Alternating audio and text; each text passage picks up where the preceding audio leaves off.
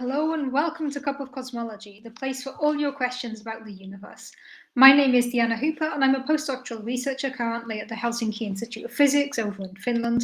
I study cosmology, so that means that I study the universe, the contents of the universe, how everything evolves, how everything interacts, basically all of the cool things happening inside the universe.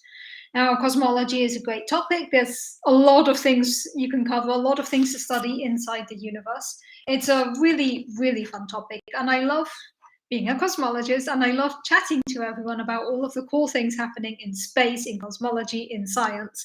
So I'm always happy to jump on YouTube, Twitter, wherever you're watching from, to chat to people about all of the cool things I get to study and get to work on. So wherever you're watching from, it's great to have you here. If you're over on Twitter, remember, if you want to join the conversation, you can head over to YouTube. There is a link directly underneath the original tweet. And if you're on YouTube, welcome. If you haven't done so already, please do click the subscribe button, like this video, leave a comment down below. This is how the YouTube algorithm promotes my videos, so please do increase the engagement. And hello, David Dunn. Great to see you in first, as always. Really nice to see you in the comments. And hey, Paul, great to see you. You just got back from vacation. That sounds amazing. And a night of star viewing, I definitely approve of that. Just spending a night looking at the stars for me is one of the greatest feelings. It just allows you to reconnect with so much. I often find myself looking at the moon and just thinking, this is the same moon that generations of humans have been looking at. And I always find it very, very inspiring to think of all, everyone who's ever lived at some point has looked up at the moon. Oh, and it's still the same moon that we're seeing here. And it's just a nice way to remind us that we are all connected here. And I believe my camera is not in the completely correct setup. So there's me just, okay, there. Camera should be functioning now. I think there's a bit of blurriness, but that should be settling down. And currently it is a very good time to do any star viewing because there is a meteor shower that is peaking this weekend. In fact, it peaked on Friday, which is the Perseids meteor shower, Perseidus.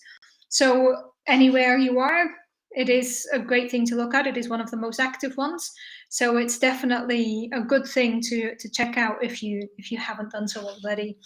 It's great to see you as well, Scott. Don't worry about you can't stick around. No worries. It's always nice to have you here, and you can always catch the replay. Cash App Keith. I guess your name is not Cash App. I guess your name is Keith.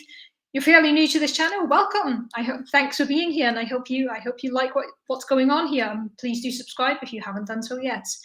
Did we find a new moon around Earth? We did not yet, James. No, I was just saying that it's really nice to look up at the night sky and look at the moon and just remember that that's the same moon that everyone has ever looked at on Earth. And it's just very inspiring to me. Hey, David Howden, great to see you as well. Always nice to see all of the regulars and all of the new people coming in. Great to see everyone here and great to have you here. So for anyone who doesn't know, this is an interactive stream. The idea here is that you people can ask me anything you want about the universe, about cosmology, about the cool things that I'm working on, about what I'm doing these days, what I have done in the past. Basically anything you want. As always, there are no stupid questions. You can ask me absolutely anything. Do we have free energy now? Would be nice if we did. Problem with free energy, I guess you want unlimited clean energy, which would be very nice, but it's always very difficult to produce energy and there's always a lot that goes into it. And that is why, unfortunately, free energy is difficult to come by, but it would be a very nice thing if we did get that someday. So I do have a sort of topic prepared today, like semi-prepared topic, but as always, I'm happy to go off topic. I'm happy to go off on tangents. As my regulars know, it is very easy to get me to go off on tangents, either about the CMB or ranting about things. So feel free to ask any questions at any point. But in the meantime, I'm going to just talk about how we can actually observe the universe. So I always say that I'm a cosmologist. My job is to study the universe. Now, the problem that we have when studying the universe is you can't really put it in a lab and do experiments. If you're studying other types of sciences, you might be able to go and do an experiment and see what's happening.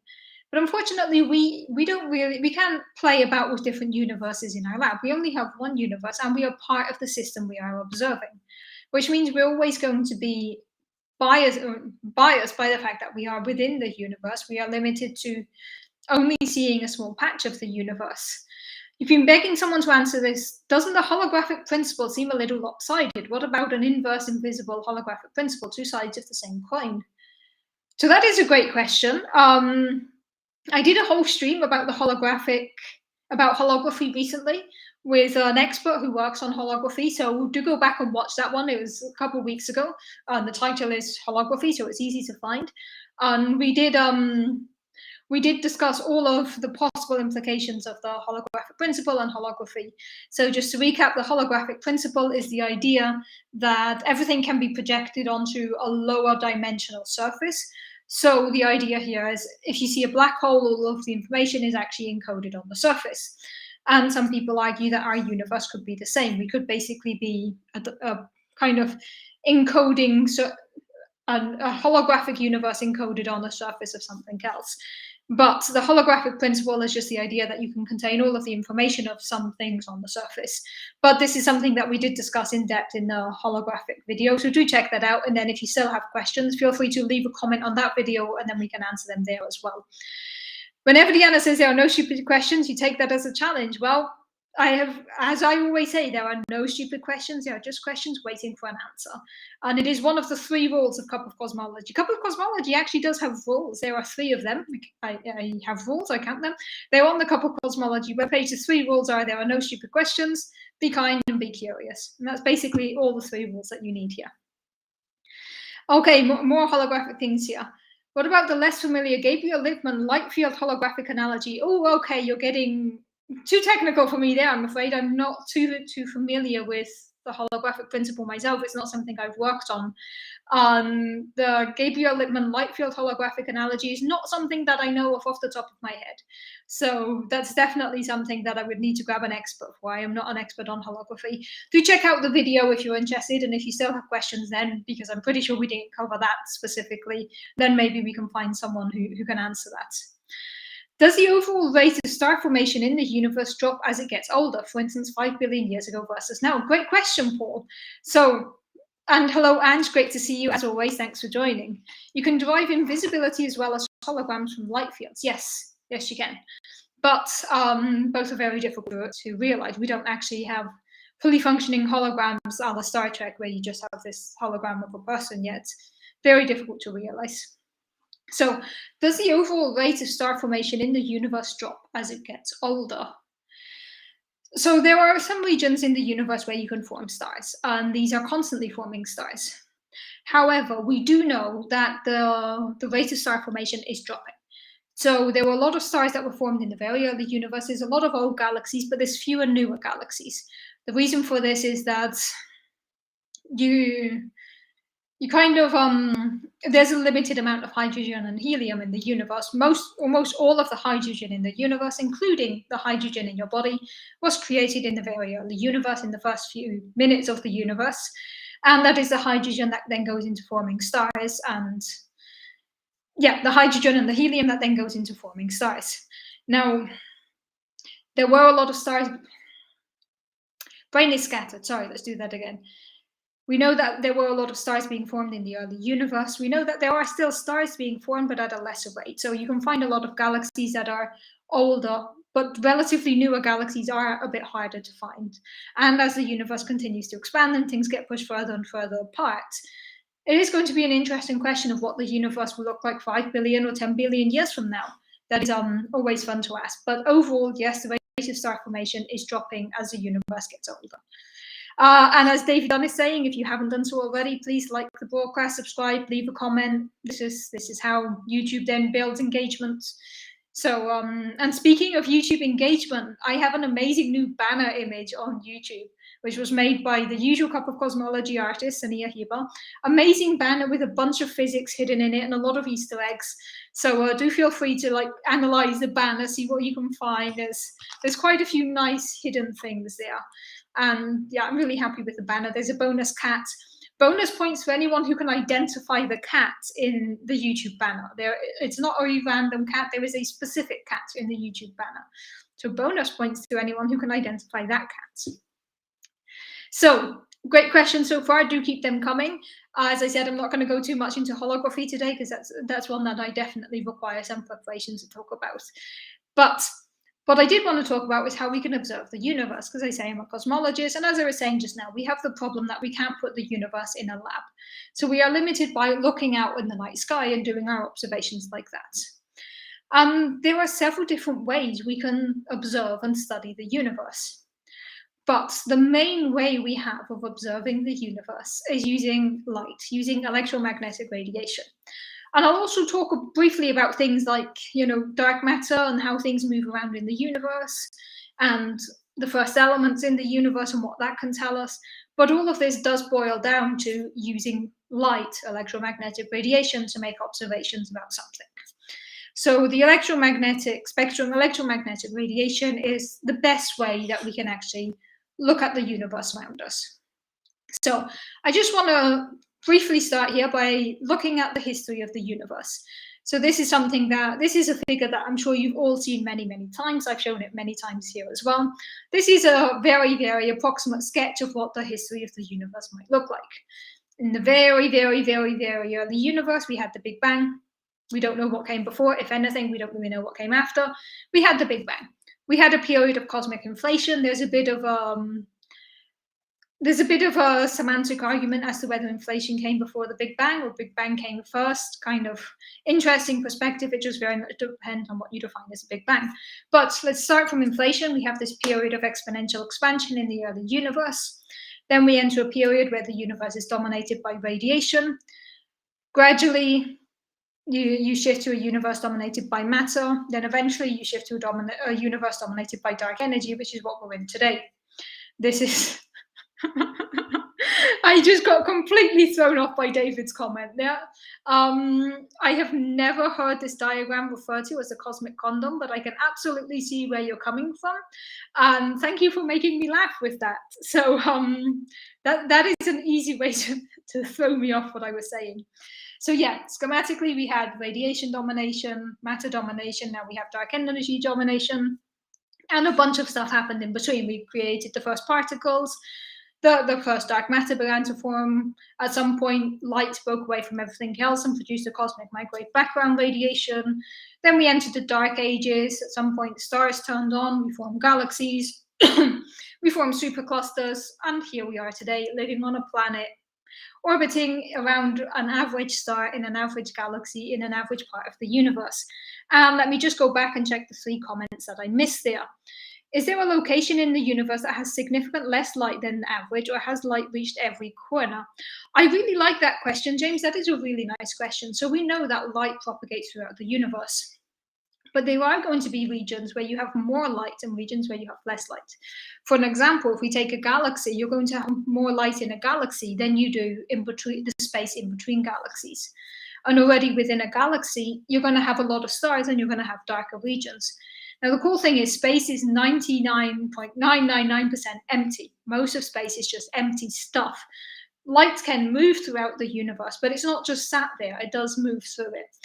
So, of course, depending where you are in the universe, you're going to look around, you're going to see stars, you're going to see galaxies, but there are places you can go in the universe where you wouldn't see much because everything would be very, very far away from you, like the space in between galaxies. So there are definitely brighter regions of the night sky and there are darker regions. So there are parts of the universe where you have more light and parts where you have less light. Okay, let's see. Back to David's distracting comments. Yeah, okay, so apparently everyone was thinking the same. I had honestly never made that association until now, and now I'm never going to see this image the same way. So I'm always happy to learn new things about the images I'm showing. Of course, the cosmic microwave background radiation is indeed everywhere. The cosmic microwave background radiation, or CMB for short, is the oldest light we can see in the universe in any direction we look. It is the afterglow of the Big Bang itself, and it is a treasure trove of information about the universe, and I will get to that later on. Okay, so this is the schematic part of what we have in the universe.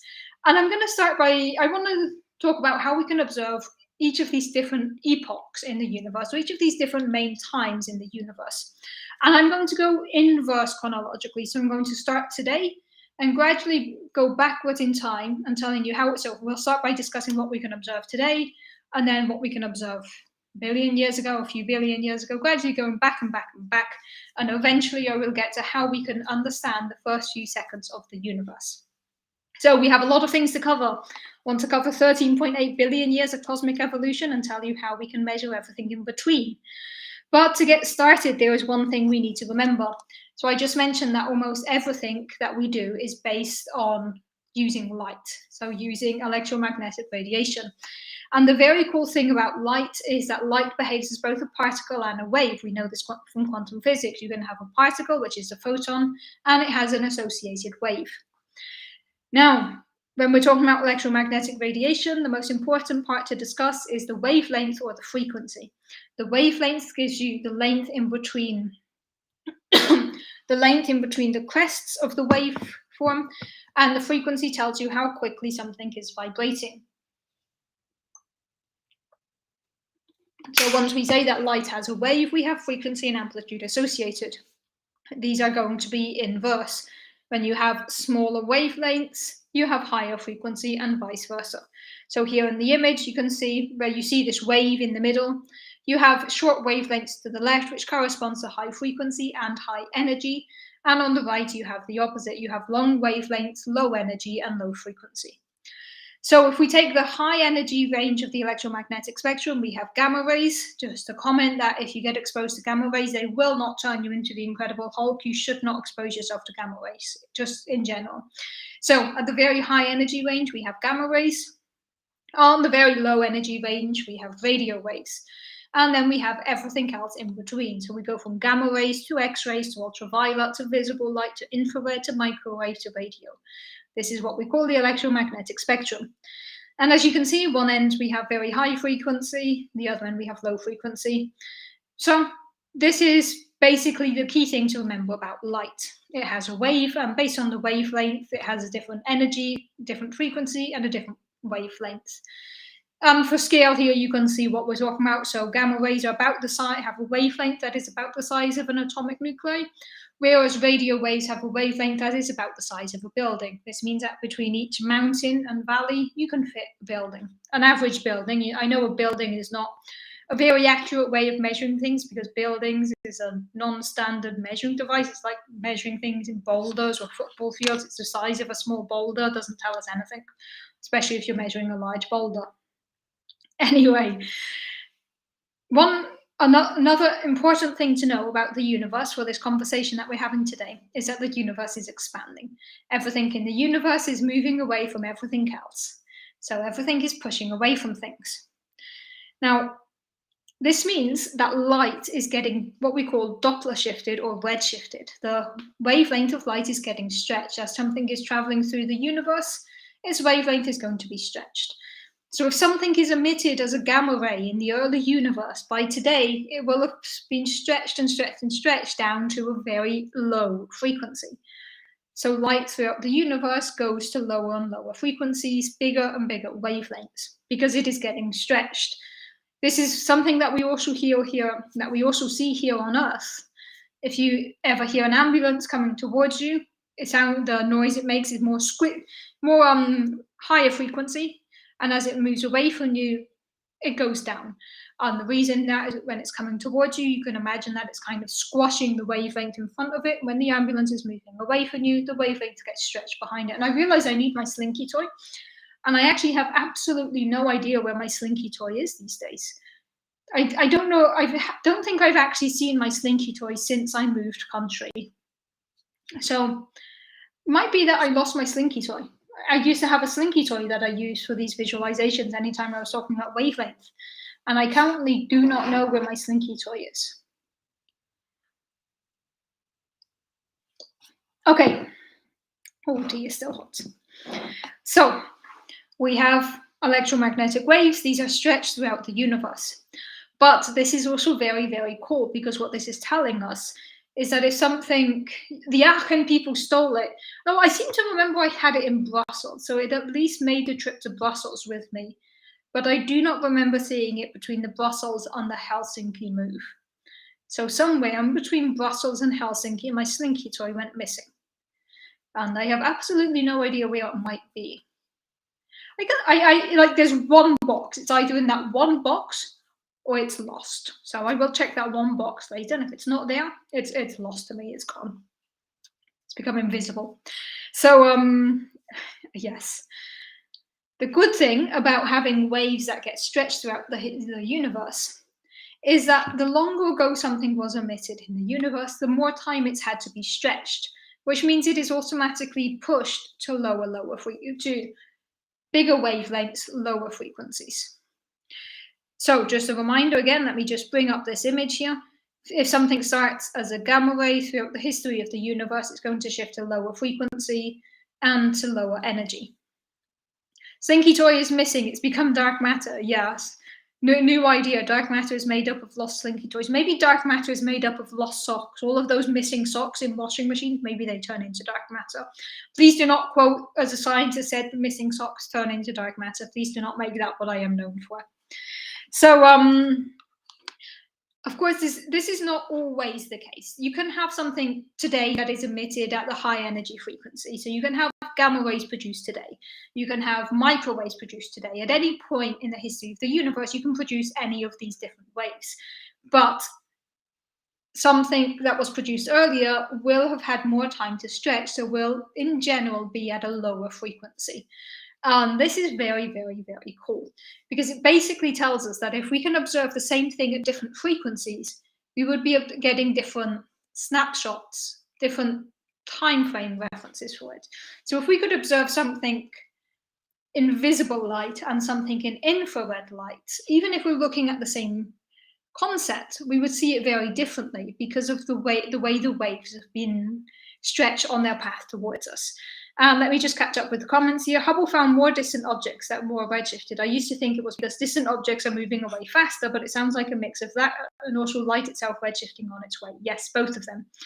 So objects that are further away are more redshifted because of the expansion rate of the universe. So we know the further away they are, the more redshifted they are. Missing socks and pens in the universe. Yes, new dark matter theory. Missing socks don't interact with anything, and that's why we can't find them. Exactly. The working hypothesis here. Okay, this is a great example of a difference between a theory and a hypothesis. We don't have a new dark matter theory, we have a hypothesis. Now we need to figure out how we can test if the dark matter sock hypothesis is a valid hypothesis, and I'm reasonably sure it is not going to be a valid hypothesis. Okay, so back to our history of the universe. If we want to look out at the night sky today, what can we do? Well, we can use different parts of the electromagnetic frequency band. We can look at galaxies close by, we can look at stars close by, we can look at stuff around us, and this is a good snapshot of what is happening currently in the universe. And there are many different satellites doing this. Then if we want to go back in time a bit, say we want to look at what the universe looked like a few billion years ago, we can still use more or less the same probes. But we also now want to go to smaller wavelengths. And now I want to tie this conversation into something you've probably heard a lot about lately, which is the Jwst Telescope. Now, the Jwst Telescope is an absolutely incredible telescope that we have. It is taking incredible photos. It is taking photos of some of the oldest galaxies that we've been able to see. And then, of course, a lot of people were asking the question of why can the Jwst telescope, the Just Wonderful Space Telescope, why can this one see further back in time than the Hubble Space Telescope? And the reason is if we go back to our electromagnetic spectrum, which is this one here, the Jwst is focusing more on infrared, while Hubble is focusing more on visible. So this means that the Jwst is looking at larger wavelengths, therefore lower energies, lower frequencies. So if a galaxy emitted light 5 billion years ago, by today that light will no longer be in the visible part of the electromagnetic spectrum. However, it might be in the infrared range. So just based on when these galaxies were formed and how long the light has had time to travel, if you're looking in infrared, you are automatically going to be looking at slightly older things in general, on average. Of course, this is not true for everything. There are objects in the universe that are constantly emitting at all frequencies. But in general, if you consider a random galaxy, if you look at it in infrared, you're looking at galaxies that are slightly older. Holographic dark matter was a fairly recent dark matter hypothesis that just touches on my proposed amended invisible holographic principle. Yes, I have heard of holographic dark matter. I have not looked into it much myself. So when we say that the JWST is able to look at some of the oldest galaxies, it's peering further back in time than the Hubble Space Telescope. It's really because it can look at a different part of the electromagnetic spectrum. This is something that the European Space Agency, the North American Space Agency, so NASA, Esa, and obviously all of the space agencies, this is something that we know. We know that if we look at different wavelengths, we get different information about the universe. To the point that when people create telescopes, they try to create telescopes or satellites that cover a broad range. And let me just show you what the current Esa fleet looks like. So this is the European Space Agency fleet. Some of these missions are no longer in operation. But what you can see here is different satellites, different telescopes as a function of the wavelength that they are looking at. So on the right-hand side here, we have gamma rays. On the left-hand side, we have microwaves. So you can see on the right-hand side, we have things, these are all the European Space Agency ones. In a minute, I'll do the same with NASA. So you can see here that in the gamma ray range, we have integral. We have in the X-ray range, we have Newton. Then if we go down to what we're used to, we find the Hubble Space Telescope. We find Gaia. This is in the visible range. If we go down slightly more, we reach the infrared range, and this is where we find the JWST. It's also where Euclid is going to be when Euclid eventually launches, if Euclid eventually launches. Then if we go down even more into the submillimeter range, we find things like Herschel. Herschel is a very, very nice telescope that used to take amazing infrared / submillimeter images for us, really pretty images. Then on the far left here in the microwave frequency, you can see Planck, which is a mission that gave us measurements of the cosmic microwave background radiation. So again, this does not necessarily mean that the further left you go in this image, the further back in time you're looking. But in general, a mission that is further to the left is going to see slightly older things than a mission that is further to the right in this diagram, just because you're shifting to different wavelengths, so you can look at things that have had more time to redshift. So these are all of the European Space Agency missions. This image was up to date as of 2017, and there's one nice one up here on the top left called the Esa Pathfinder. I keep trying to point to things on my screen and then remember that I can't actually use a laser pointer on the screen. There's one here on the top left, which is called the Esa Pathfinder, and I'm just flashing that and not discussing it yet. Ask me about the Esa Pathfinder in about 20 minutes. We can do the same with NASA. This time they flip the scale, so we have gamma rays, high energy rays on the left, we have low energy rays on the right. And you can see that here in the gamma rays, we have things like the Fermi telescope. Going into slightly smaller X-rays, we have Swift, we have NuSTAR, we have Chandra. All of these are providing amazing X-ray images of the universe.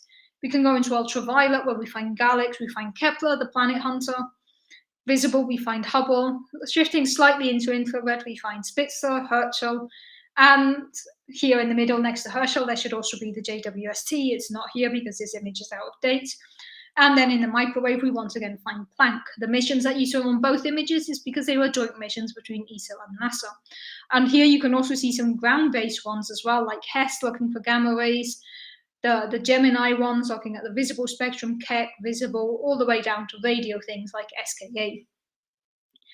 Okay, so just to recap here, we can use the wavelength of light gets stretched as light travels throughout the universe. This means that in general, the further back in time we want to look, the higher energies we need to go to. There is an observatory named after you, indeed, Paul. It is HESS. It is a really cool gamma ray satellite that is actually here on Earth. It is looking for some of the most energetic things. Sorry, not a satellite, a telescope here on Earth. It is looking for some of the most energetic things in the universe. And they actually managed to get it as both an acronym and a name. So HESS is an acronym for something that I cannot remember.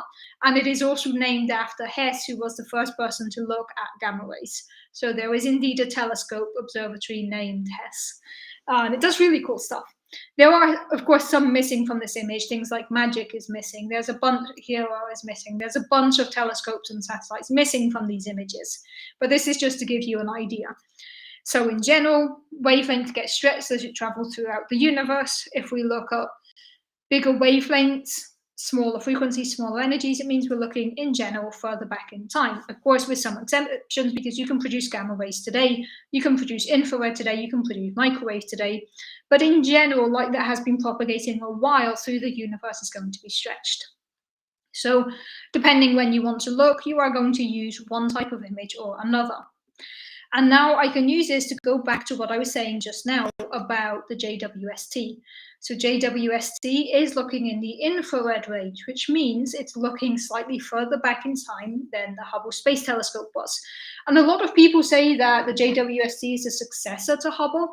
And I don't think that's fair, because the Hubble telescope is still ongoing. They look at different things. If you want to look at something in optical light, JWST is going to be pointless. Thank you for getting the acronym there for me, David. So HESS is the High Energy Spectroscopic System, also named after Hess, the first person to observe gamma rays. I am never good with acronyms, especially as physicists often don't do actual acronyms. We call it an acronym, and it's picking letters at random from words, which is actually not how an acronym is supposed to work, but it's an acronym a la physicist. So JWST is an infrared telescope. It is taking images in the infrared range, so slightly longer wavelengths, slightly smaller energies than what the Hubble Space Telescope is looking at, which means that if you are looking at a galaxy, the JWST is going to be seeing older galaxies than Hubble. And this is why JWST can look further back in time than Hubble. And it's why it can give us incredible images like the one that you can see here on screen. Now, this is the Karina Nebula as photographed by the JWST. This is one of the first images from the telescope that was released just over a month ago already. It's been a month since this image was released, and I hadn't yet shown it in a stream, so I had to do that today. Now, if anyone remembers the Hubble image of the same nebula, you couldn't see all of the stars in the dust, whereas the JWST is really allowing us to peer through the dust. The reason being, the dust is shining almost entirely in the visible part of the electromagnetic spectrum. So when Hubble looks at it, it gets saturated with the dust. It can't see anything behind that. However, when JWST can look at it, it can see these stars in the background, because in infrared it is not shining as brightly. So you can also get images from behind. So this is how the JWST is able to peer back further in time. It's because it has this different wavelength. And we can also do the comparison that I'm sure everyone has seen by now of comparing a photo from JWST on the left and a photo from the Hubble Space Telescope on the right. This is Stephan's quartet, the 5 galaxies that you can see here, 4 galaxies that you can see here, measured by JWST on the left and by the Hubble Space Telescope on the right. And you can see that the JWST is, on the one hand, seeing more stars because it's picking up things that are older stars that are in the infrared range. And it is really picking up more structure within the galaxy because it is getting a different way of peering through it. But then if you look at the individual arms of the galaxy, you can see that the JWST is not picking them up as accurately, because the arms of the galaxy, especially if you look at the one in the middle of the screen, you don't see the structure of the galaxy as well, because the arms of the galaxy are mainly stars that are shining mostly in visible light. And therefore, if you really want to pick out the structure of the arms of the galaxy, for that, the Hubble telescope is better suited. If you want to see more of the structure around the galaxy, the JWST is more suited. So they give us really different images, different perspectives, and they allow us to gain different types of information about the universe. Okay, so a lot of info dump here, and I hope there should be a cohesive thread here. I know it seems a bit scattered, but there is approximately a cohesive thread here. So bringing back my image again of the history of the universe, the condom of the universe, as it's now officially called. I'm never using this image again now. So if you want to look at things today, what we use is a lot of different telescopes in different ranges of the electromagnetic spectrum. If we want to look at galaxy clusters, we need to go a bit further back in time, and then we want to shift to a different part of the electromagnetic spectrum. Here, if you go to infrared, you're going to shift further and further to the left. If you then go even smaller, you're going to shift further and further. Now, This is why, if we want to go really far back in time and see the afterglow of the Big Bang itself, which is the oldest light we can see in any direction we look around the universe, we need to go to the microwave range of the electromagnetic spectrum. This is what the Planck satellite did, and this is where we got the CMB from, all the way at recombination. Between recombination and today, what we're trying to do is trying to see everything in between. Now, there's a lot of stuff here that we have not yet seen. There is a big chunk here, which is known as the Dark Ages. So I want to talk briefly about the Dark Ages. And I'm not going to talk about the historical Middle Ages, Dark Ages here that we use in human history. This is actually the stellar Dark Ages, or the cosmological Dark Ages.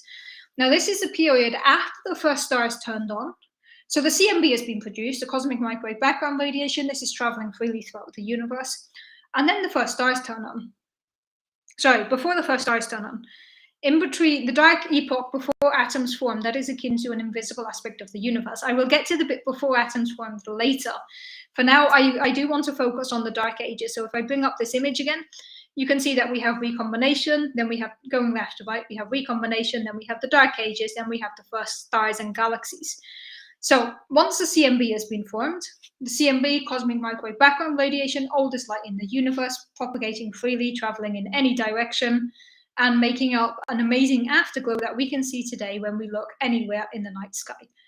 Cosmic microwave background radiation, I'm sure you've all heard me mention it once or twice. It's this amazing image that we have here. I can do whole streams about that, I have, but for now, it is the afterglow of the Big Bang. It was light produced 380,000 years after the Big Bang, traveling in every direction, and today it makes up this amazing image that we can see. Now, between the formation of the CMB, 380,000 years after the Big Bang, and the first stars forming on, which was a couple of billion years after the Big Bang, there was nothing that was really emitting light. There was nothing overly impressive happening there. There were no stars, which means it's very, very difficult to do any observations, because as I've said up till now, almost everything that we do in the universe, well, almost everything that we can see is using the electromagnetic radiation, the electromagnetic waves. And if nothing is really producing them, it makes it very, very, very hard to see. So this is why it's referred to as the Dark Ages. We know what happened at the time of CMB. We know what happened once the first stars and the first galaxies began to turn on. And everything in between there is a bit dark and a bit messy and a bit difficult to understand. And we think we know more or less what happened, but we're not completely sure. However, there are a lot of processes taking place during the Dark Ages, we think, that could have produced radio waves. Now, especially important here, even though we don't have the first stars, we do have the first hydrogen clouds. And these hydrogen clouds are going to be bouncing back and forth photons off of them. So we do have these hydrogen clouds during the Dark Ages. And these hydrogen clouds, if they emitted any type of light, it would not have been a huge burst. Like if a star is emitting light, it's very energetic. But if you just have these background processes in the universe with hydrogen clouds, it's not going to be something that is a huge visible light source, which means we're not going to see it today. However, we might be able to see it if we were to go down to radio waves. So once again, bringing up this image here, a reminder that radio waves are on the far, far right of this image. They are longest wavelength, lowest energy that we know of. Now, the cool thing is radio waves could really, really help us understand the Dark Ages. And there are a lot of planned missions for the future, like the SKA, the Square Kilometre Array Telescope. Telescope. The Square Kilometre Array Telescope, SKA, which is aiming to measure the hydrogen clouds, or the radio waves coming from the hydrogen clouds of the Dark Ages. And this is, of course, very difficult because there's a lot of radio noise. Listening to any radio signal is really, really hard. And trying to isolate a specific signal from those hydrogen clouds is even harder, but there are ideas to do this. And if we can get measurements of the radio waves from the Dark Ages, it would allow us to really unmask the Dark Ages. And if anyone's been paying close attention to the figure I've shown and to what I've just been saying, you might have a burning question here. And just to answer David Dunn's comment here, yes, I am talking about 21 centimeter radiation. So 21 centimeter is a specific wavelength where a certain transition happens in the hydrogen atom. So basically hydrogen can absorb and emit photons at a specific wavelength due to a specific reaction that takes place in its atoms. And this leaves a very distinctive sign in the spectral decomposition of light. So by the time light reaches us, if you take its spectral decomposition, you can see a very, very, very clear 21 centimeter line. And this, you know exactly what energy this is emitted at. It corresponds to the 21 centimeter wavelength. So if you can then calculate the redshift, you can, like when you observed it based on where it should be, you can learn about the distance to these objects and a lot of what they were doing. So 21 centimeter physics is a subtype of radio astronomy, and it would help us understand the Dark Ages. SKA is not a musical telescope, unfortunately, although I am a big fan of ska music. So not really a big fan, but I do listen to ska music more than I like. Challenging your dumb question statement, bring it on, James. What comes after radio waves that happens to be like beyond that? So at that point, if light goes beyond radio wave, so radio wave covers a really, really broad range. We basically haven't given a name to anything beyond that. We just say radio waves for everything from here onwards. But light can carry on being stretched and stretched and stretched to the point where its energy levels would be almost imperceptible, where it would have such a long wavelength that you would barely notice it. It wouldn't stop because light is not just going to spontaneously stop. It's not going to run out of energy. It's just going to gradually become lower and lower and lower. So it doesn't turn to mass. It just gradually gets smaller and smaller and smaller. Energy is gradually losing energy. But we haven't bothered giving it a name. It's like from radio waves onwards, it's just radio waves. From a specific frequency onwards, we just say it's radio waves. Absolutely not a stupid question. It is a very valid question to ask. But someone might have a question here that something I said might seem a bit contradictory. So if I first bring up the cosmic condom again, the history of the universe here, you can see that going left to right, so chronologically, first we produce the CMB, and then we have the Dark Ages. So first we're looking at something microwave, and then the Dark Ages, which I just said is radio waves. And now if I go back to this, you'll see that radio waves are lower energy than microwaves. So based on what I've been saying, that if you go backwards in time, shouldn't you be moving to the right of this? Some of you might be wondering, how can we use radio waves for something that was produced after the cosmic microwave background radiation? This would be a very, very valid question that I'm sure a lot of you were wondering about. And if not, you are now. Now, the difference here is, again, the energy at which things were produced. Now, the cosmic microwave background radiation were photons that already carried a lot of energy with them. They've had 13.5 billion years of redshift, but based on how energetic they were when they were produced, they've only reached the microwave range of the electromagnetic spectrum. If we try to observe the CMB in 2 billion years, we would need to shift a bit more towards the radio wave end of the spectrum. So based on when the CMB was produced, based on when these photons were produced, they've only been able to redshift to the microwave range.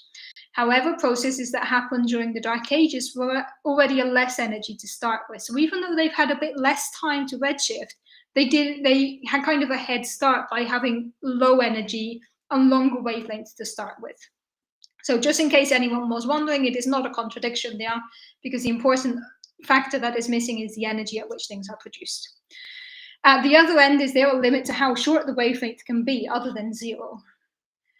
How short can the wavelength be? I mean, the highest we've been to is gamma rays. Beyond that, again, we just say gamma rays. And at some point, you are going to run into constraints where you reach the Planck scale, where you can't have a quantity smaller than the Planck scale, and that's going to be the absolute unit that we take as our base point.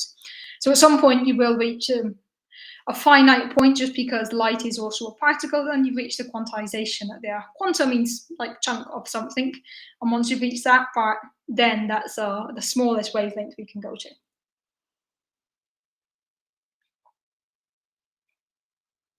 Exactly as David Dunn is just saying here in the comments, we reach the Planck length.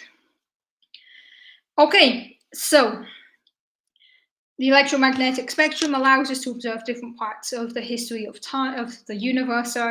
If we want to go to things further back in time, in general, we go to lower energies, larger wavelengths, but this is not always true, because you can have things today being produced with gamma rays. It very much also depends on the energy at which things are produced. And people might be wondering, we also have a lot of information about what dark matter does in the universe. We know how planets move around each other. We know how objects move in the universe. Doesn't this tell us about the universe? And it does. But everything we know about dark matter, even though we know it interacts via the gravitational force, our observations are using the electromagnetic spectrum. We might observe how stars move around in a galaxy. To observe stars, we need light. We might be observing how light is distorted around a galaxy or around a chunk of dark matter. Again, we're using light. We might be interested in how objects move around black holes. And again, we're going to be using light for this. And I just chose my words very carefully there. So even though it seems like we know a lot about the universe, everything we know, or everything in general that we know, is using the electromagnetic spectrum. There's another thing. If I go back to my figure of the history of the universe, which has now been renamed, if I go back to this one, I got as far as the CMB. So anything from the CMB onwards, we're going to use different ranges of the electromagnetic spectrum. Some things we've been able to observe, some we haven't.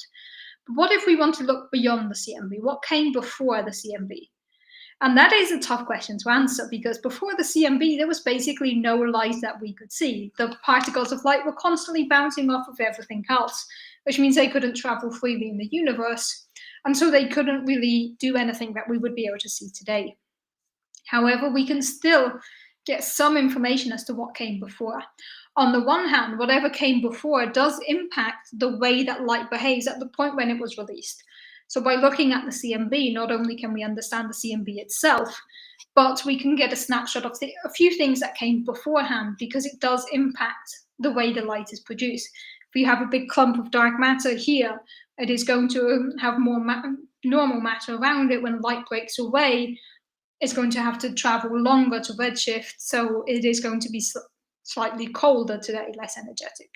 So you have this nice thing where you can match a region of a lot of dark matter into a cold spot of the CMB, and vice versa. So we can understand a bit of what happened before the CMB thanks to what is in the CMB itself. And there is another thing we can do. We can go back even further. So if I bring up this history of the universe again, there's a part here where we say like the first particles began to form. And when you form particles, at some point you're going to form atoms, and at some point you can form the first atoms in the universe. Now, the first elements that we formed were hydrogen, helium, lithium.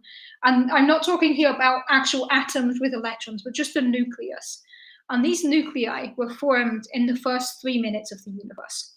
So all of the hydrogen we have today, all of the helium, most of the lithium, all of this, no, lithium we can produce later, but especially hydrogen, helium, and things like deuterium, which is basically hydrogen on drugs. These are things that are produced in the first 3 minutes of the universe. So within the first 3 minutes, we're already producing all of these things. And this is really cool, because we can find regions of the universe that are really, really old and really ancient, and where not much has happened. And if we can measure the amount of elements in these regions, it can tell us about the first 3 minutes of the Big Bang, first 3 minutes of the universe. And we've been able to do this. We've been able to make predictions, like based on everything we understand of the Big Bang model, of cosmology in general. This is what we expect to measure in terms of the primordial abundances of elements. And then if we go to this region where there's not much happening and we measure the composition there, it matches, which is really cool.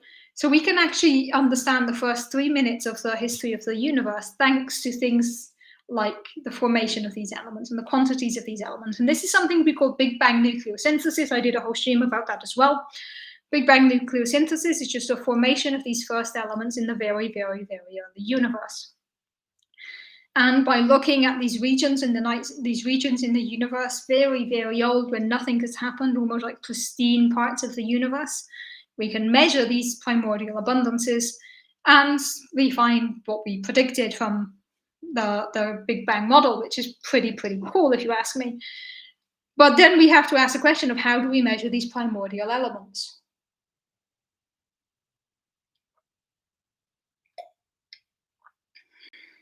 And of course, ideally, what you want to do is go there, collect a sample, bring it back, and analyze it. But of course, we're talking about things that are billions and billions and billions of light years away. But what we can do is we can look at the light that is bouncing off of these things now. So this is not light that was produced before the CMB. It is light today that is interacting with these primordial hydrogen clouds. based on the way the light interacts there, it will have certain absorption and emission lines again. So by the time the light reaches us today, we can take its spectral decomposition and get an idea of what makes up these primordial hydrogen clouds.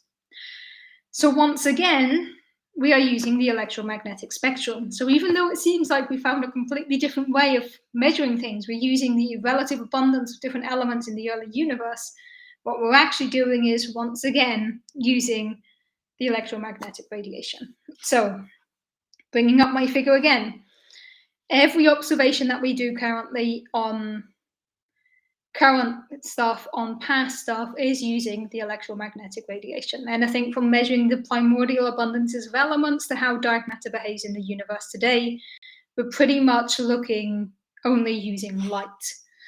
Question from Paul here: if you're consistently only looking at regions where not much is happening, isn't that a bias, not representative of the rest of the universe? It very much is, but what you're interested in here specifically for Big Bang nucleosynthesis is somewhere where you haven't had time to do anything else. Because once you start forming stars, you're going to produce other elements. So if you really want to measure the primordial fraction, like how much of this element was produced in the first 3 minutes, not clouded by stuff that has been produced since then in stars, then you really need to go to these regions where not much has happened. If you go to a region like a nebula where you're forming stars constantly and you measure the elements there, it's not going to tell you anything about what the elements looked like in the first 3 minutes because it's clouded by everything that's happened since then. So we are indeed not looking for something representative of the whole universe. We're looking for something, in this case, representative of those first 3 minutes. And that's exactly why we need a region where nothing has happened, because we really want to be as close as possible as this initial state. So if I had done this stream in 2015, this would be the end of the story. We have electromagnetic radiation. This is how we measure the universe. This is it. But everyone knows that I've overlooked a big thing today. I haven't yet talked about the other way that we can look at the universe. February the 12th, 2016, we got the announcement of the first ever measurement of gravitational waves. Gravitation. Losing my voice this week. I think I've just been talking too much this week. Okay, let's see if... Sorry about that, that should be cleared now. So, 12th of February 2016, we got the first announcement of the first measurement ever of gravitational waves. And gravitational waves gave us a whole new way of looking at the universe. Everything I've talked about today is electromagnetic spectrum. But we know there are 4 forces in the universe. The electromagnetic one is just one of them. Another force in the universe is gravity. And gravitational waves open up a whole new way of looking at the universe. So what are gravitational waves? Gravitational waves are ripples in the fabric of space-time itself. They are basically waves of the gravitational force. And they are caused by pretty much anything that is moving through space-time, anything that is accelerating through space-time, anything that is moving in a non-symmetrical way. For an example, if you have 2 black holes spiraling around each other and then smashing together, this produces gravitational waves. If you have supernovae, stars that reach the end of their lifetime and collapse and explode, this is likely to produce gravitational waves as well. If you have a supermassive black hole and anything falling into it, you're going to produce gravitational waves. There's a lot of things that can produce gravitational waves. Pulsars, which are rapidly rotating neutron stars, so they're just neutron stars made of neutrons that are spinning very, very quickly. They have kind of a lighthouse effect, so they're emitting radiation in one direction. This means they're not symmetrical, which means they're producing gravitational waves. So gravitational waves allow us to peer into many, many, many different processes in the universe. If I can bring back this image again, if we have we have black holes smashing together today, this produces gravitational waves. If we had black holes smashing together in the early universe, this produces gravitational waves. Just two questions here that I want to answer before I finish the story here. So we're looking at using 2 of the 4 forces, or 5 if there is a flavor force. Could there be ways of using the other? We haven't yet. So the thing about the strong force and the weak force is they only act on small scales. So where the good thing is light, we know, has a particle that travels throughout the universe, right? But the weak force is what we call a small scale force, so is the strong force. So it's quite hard to make large scale observations using those 2 forces. Is that time frame after Big Bang when light couldn't escape? No gravitational waves at this time. That time frame after the Big Bang when light couldn't escape. So after the Big Bang, we didn't have light being produced, but there was nothing that was preventing it from escaping. But excellent question about gravitational waves there. And let me just bring this back up again. So yeah, after the Big Bang, in the time between the Big Bang and the first elements being formed, it's quite hard to make measurements. We don't really have much there in terms of light because there's nothing really producing light. However, there are processes, if we look between Big Bang and recombination, or even between Big Bang and this first 3 minutes, this time of BBN. So let's focus on the first minute of the universe. There are a lot of things that happened here that could produce gravitational waves. For an example, inflation, this exponential expansion that the universe went through in its infancy, this could produce gravitational waves. If we had a phase transition in the universe where the universe completely changes its markup and becomes something different, which we know has happened a few times in the universe, this could produce gravitational waves.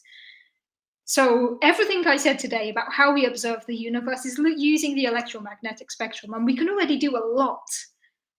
But now we have gravitational waves as well.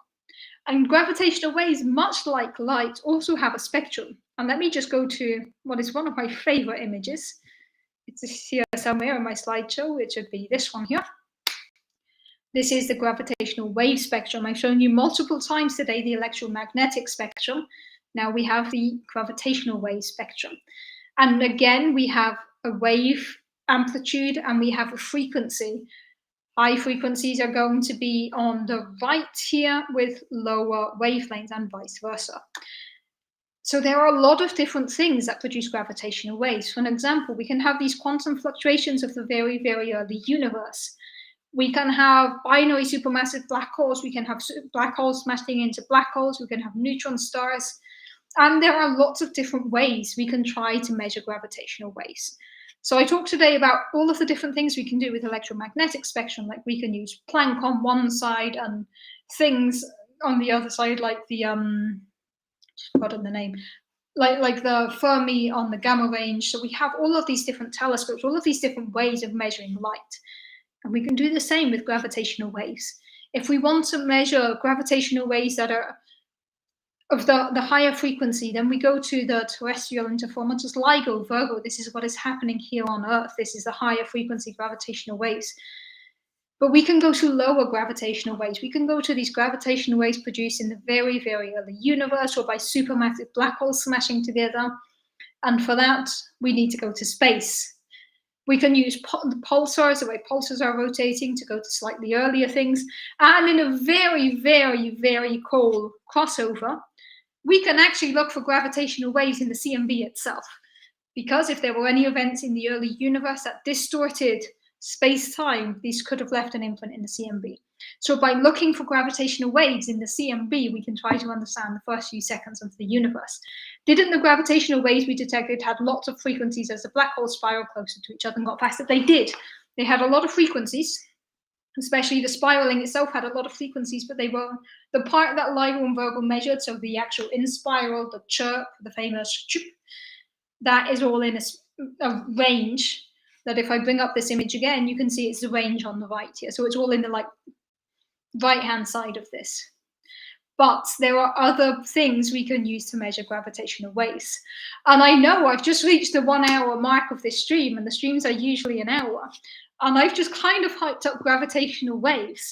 And it would be weird to stop now, but let me just announce now that if all goes to plan, unless there's a last minute change, next week's stream, I will have a guest joining me. I'm super excited about it. I'm going to have my current supervisor on the stream with me, a very good friend and colleague here in Helsinki. and they are an expert on gravitational waves, LISA, the space-based mission that is hopefully going to detect gravitational waves, and these early universe processes that could produce these gravitational waves. So today we've talked extensively about the electromagnetic spectrum and how it helps us measure the universe. And I'm just teasing how much we can do with gravitational waves, from black holes to early universe physics. And the part that you can see kind of in green here, this is part of what we're going to talk about next Sunday. So that was perfectly planned to finish exactly on the hour mark with that. This is new. I thought gravitational waves required supergravity events. It requires very dramatic events. And if you think of the early universe, inflation is so dramatic that it expands space-time itself, right? This is a huge dramatic event. This is a very, very dramatic thing to happen to the universe. A phase transition, which I'll hear all about next week, is a very dramatic thing to happen to the universe. Supermassive black holes smashing together, also pretty dramatic. And all of these things produce gravitational waves. And yeah, you'll probably miss next week's episode. Sorry to hear that, but do catch the replay. I'm really looking forward to next week's episode. So yeah, gravitational waves are left for future work, left for next week. So thank you for your comment there, Keith. I'm glad you enjoyed the stream, and please do join again. And as I said, check out the holography stream. I'm happy to discuss more of that, but I'm not really an expert on that. So there are lots and lots and lots of ways we can study the universe using electromagnetic waves. And there are lots of ways we can study the universe using gravitational waves. And this is a field that is in its infancy. We have just started using gravitational waves. GW is an acceptable acronym going forward. It is, yes, GW is acceptable. It's just, I find it actually harder to say GW than gravitational waves. So yeah, gravitational waves is a field that's still, we got the first measurement 6.5 years ago. There is so much more we can do with gravitational waves. And I'm leaving this as a hype up for next week's stream. So if you want to hear about some more cool stuff with gravitational waves, phase transitions, bubbles, cool simulations, I'm going to play a cool simulation next week. You should tune in next Sunday, same time as today. So this does bring me to the end of the stream. So thank you everyone for being here. This has been really, really great fun. We've had some really great questions, some cool conversations. I hope I've convinced you that we know what we're doing in observing the universe, and that gravitational waves are the way to go in the future. I hope I've hyped you up for next Sunday, because I'm hyped up for next Sunday. So yeah, I will be online again next Sunday, same time as today. That's 7 p.m. Central European Summer Time, 1 p.m. if you're on the East Coast, 10 a.m. if you're on the West Coast. Yeah, I'm just ignoring that comment from James there. So I hope that I will see you all next Sunday. As always, if you haven't done so yet, please subscribe, leave a comment, like the video, help me build up the network again. I'm still recovering from moving from Hacks to YouTube. So any help in building the network, spread the word, shout about Cup of Cosmology, shout it from the rooftops. Please don't knock on people's doors to tell them about Cup of Cosmology. So my voice is gone. This is definitely the end of the stream.